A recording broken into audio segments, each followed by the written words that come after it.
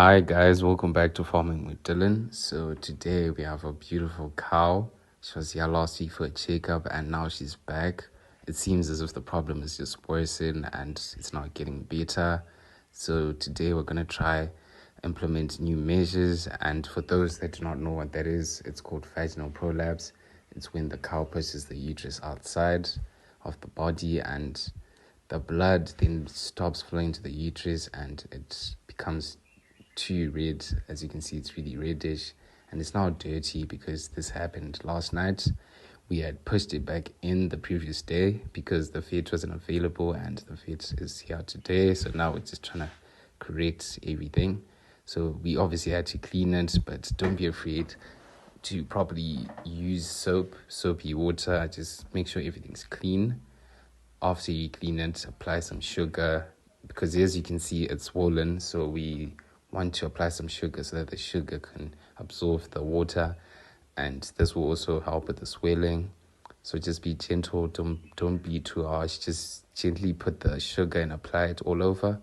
So it's now hard skin since the blood isn't going to the uterus. So don't be too afraid. Just gently rub it around the uterus and get in all the sides and under the skin. Just make sure you get the sugar everywhere, guys. And don't be shy.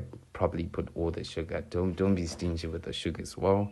So put the sugar and let it for like 10 minutes. Let it sit and it'll do its thing. Then the swelling will at least get a little bit better before you push it back in.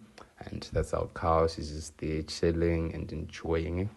I think I doubt, but I think she enjoyed it because we were helping her. She was really in pain, and as you can see, we're just making sure that all the sugar is there and we let it sit for a bit. And also underneath, guys, make sure you put sugar everywhere.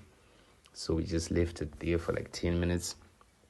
And as you can see, the uterus was really big, so it was blocking everything and the cow couldn't urinate. And as we're now trying to put it back in, and yes, I know it's a bit dirty, but it won't get any infections. It's okay.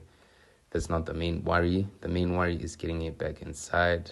Yes, we always have to clean it so that it doesn't carry anything back inside, but then sometimes it's just dirt just from being outside that's not too dry. So we always use warm water. So as you're pushing it, as you can see, the urine is now coming out and this is a good sign. So just twist it and gently push it back in. Don't force it, guys, please. Just be gentle and gently push it back in. If you have a helping hand, that's also good. And it also depends with the size. Just be patient and continue pushing it in. As you can see, we're just doing as much as we can. And yeah, there we go. It's now back in slowly. Just a little bit lift, but just don't force it. Just continue slowly pushing it in and in a circular motion, just twisting. Will be good. And afterwards we cleaned it just to make sure that it's clean before we move to the next step. And the next step is the worst. I really did not want to do this, but this is the next option. So we cleaned it and made sure everything was clean and we let it dry, and then we went to the stitching. So we then decided to stitch it using a fish line.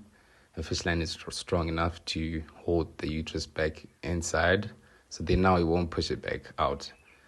So as you can see, we're just using the needles and the syringe as a needle, and that's the fishing line, just making sure that it's tight enough.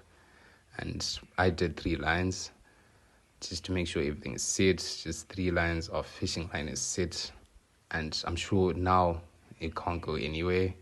And just make sure it's tight enough and don't hurt the cow. Don't get into too deep. And as you can see, there's the needle and it's tight. So hopefully this will last me for a bit. But I hope you guys liked it. Please subscribe, follow, and like and share.